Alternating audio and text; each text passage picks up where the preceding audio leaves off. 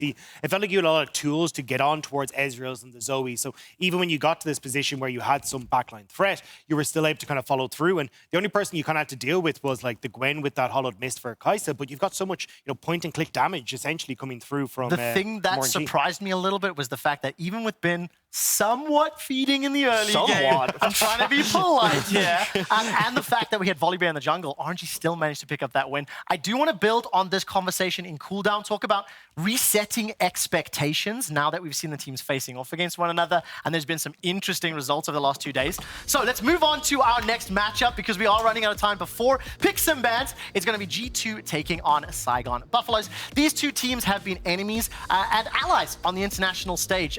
Quick tidbit here. The VCS and G2 have a history. The VCS are 3-1 over G2, with Fongvu Buffalo having picked up 2 wins at MSI, and then ultimately also picking up another win to help send them through.